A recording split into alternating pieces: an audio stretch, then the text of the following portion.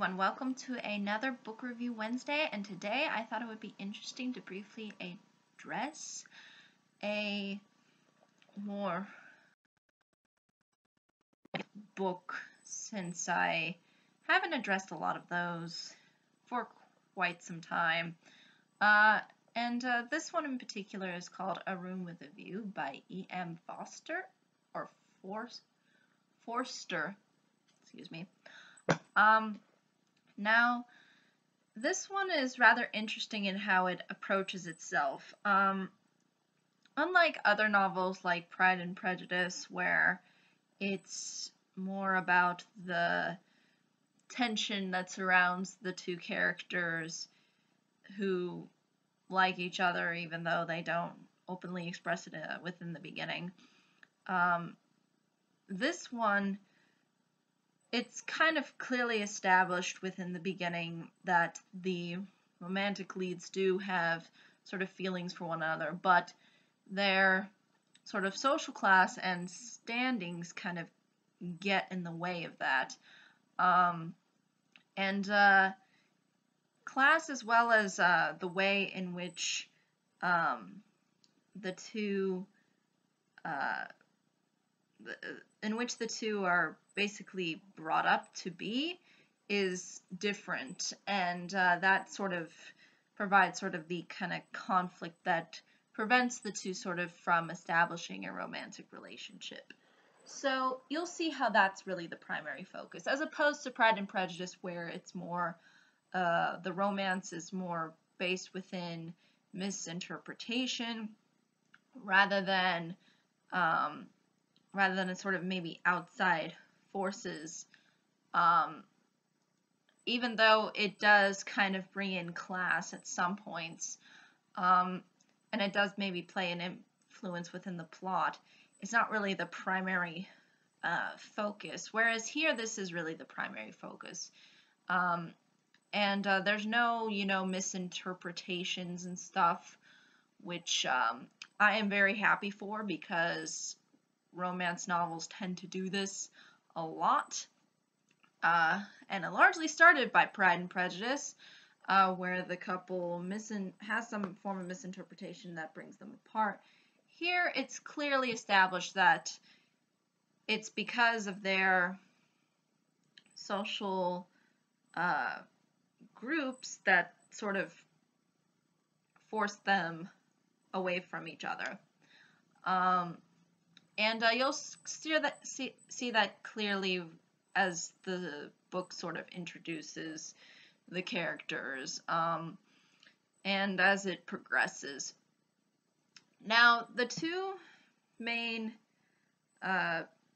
protagonists being our love interests are Lucy Honeychurch and George Emerson.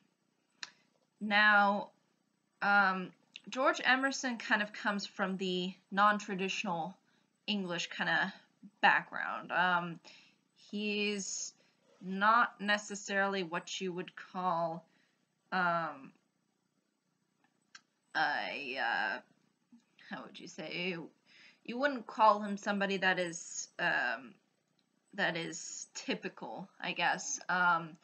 His father is very, I guess, liberal in his way of thinking, and as a result, he has a lot of influence from his dad. Whereas Lucy's background is fairly traditional English, middle class, and it's not. Again, she's not really she's not really exposed to this kind of new way of thinking that Emerson and his father sort of embrace. Although she kind of understands more where they're coming from, and she kind of, you sort of realize that she doesn't want to be really part of those conventional ways of thinking, but due to her background, she's kind of forced into that position. And you'll see ultimately how she kind of feels obligated to marry this other guy by the name of Cecil, and you'll see how he is a very, again, he is the kind of guy that her social circle, in particular her family, would want her to settle down with. He is very kind of uptight and, um, again, represents that kind of traditional way of thinking. And again, that sort of makes it that, Lucy does not, sort of makes it so that Lucy can't really relate to him. Um, Even though she feels sort of obligated to marry him, so she initially kind of uh, accepts the proposal that Cecil gives to her, but then you'll see how throughout the book she is fairly conflicted. And again, I think there is probably too some guilt on her part, um, because in order to do kind of what she wants to do, she kind of has to abandon everything that basically exists within her world in order to pursue that. And so that's really where there is sort of this huge conflict that comes in. And I think this book sort of highlights to the kind of transition that sort of happened as we sort of uh, go within the early 1900s, early 20th century, um, when it comes to relationships, because before, within the 1800s and further back, usually, if you were from a sort of well-to-do background, um, marriage was more of a duty than something that you would do out of choice. And again, this is seen through other novels that have focused on this sort of class and marriage issue. But I think the way in which A Room with a View addresses it is rather different and unique. It doesn't try to force in a misinterpretation. It doesn't try to, it doesn't try to make the characters maybe, as rebellious as they are just two sides of thinking. And I think that's actually a more interesting and a more kind of accurate way into which marriage sort of shifted. Because again, before it was always out of an obligation for the sake of the family, largely, to have a spouse, instead of the new kind of liberal way of thinking, which is marriage should be sort of a choice that you take, and you should marry whom you want to, and not based upon class or what your parents think is best for you. So it's a different way of thinking, and I think that's something that's fairly historically accurate if you kind of look at the way people sort of ultimately kind of ended up viewing marriage. And it's interesting to see this book take it in that kind of realistic tone. And again, it's all based within sort of this philosophy of individuality over convention. And that's kind of what the book ultimately expresses. And I think it does it fairly in a fairly interesting way. Is it are these characters maybe as compelling? Not necessarily, but at the same time, they serve their roles well. Lucy is fairly, I think, likable to a certain extent, and I think even George and Cecil themselves do have some kind of likability to them, even though you'll see ultimately how we end up siding more with George, considering the fact that, again, he doesn't come from this kind of very uptight sort of background, and a very sort of restrictive and very kind of exclusive background. So again, it's all based on again, sort of it's really focusing on two kind of ideologies. It's the liberal point of view that's open-minded and kind of more accepting. It's kind of, it expresses love within that way, by giving people sort of freedom. Whereas the conventional side, I think, is more based on the idea that love is a duty, marriage is sort of an obligation. It's something that that requires work and effort.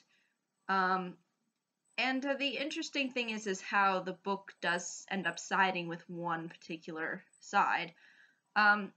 Whereas with me personally, I think like a mix of convention and individual choice, I think, is kind of a more, I think, accurate reflection as to how these things kind of ultimately get carried out well, so to speak, because if you purely rely on your emotional instincts, and refuse to take anybody's other opinion into account, then you might be missing something as to what they are saying. Whereas completely trusting the other person's instincts, and having other people sort of decide your life for you is also again another extreme. And I think it would have been a little bit more interesting if the book kind of found that medium line, but I think it more reflects a sort of accurate shift into the way people were sort of viewing marriage and viewing these sort of social interactions. But I think that's really ultimately all I can say about the book. I mean, is it a little bit more on the feminine side? Is it a little bit more of a romance? Is there anything for men in here? Well, I think there can be something for both genders, in the sense that I think women can sort of be interested in both the romance and the the sort of conventions versus liberal attitudes of the time. And I think men can also find those kind of commentaries interesting, because I think they do reflect onto kind of maybe the sort of political scheme of things. And you'll see how, instead of kind of gradually shifting and going from and sort of kind of compromising between the two ideologies, the book just completely does a sort of shift. And I think that shift is sort of accurate, in the way in which people were viewing these things during the time of when this book is taking place, which is, roughly speaking, the earlier 1900s, later 1800s, if I am not mistaken here. And again, you sort of see too how the technology sort of shifts to, at one point they're kind of, they do showcase cars, and on one side they showcase carriages. So again, there are a lot of changes that are sort of happening within this time period, and I think that's also interesting to sort of note if you choose to read this kind of a story. And the cool thing is too, is this is relatively short too. It's not as long. But yeah, I think that's really ultimately all I can say when it comes to this book. If there are any questions, comments, concerns, I would be more than happy to answer them. Thank you so much for watching. I hope you all have a pleasant day, week, month, and year. And I hope to see you all in the next video. Take care. Bye-bye.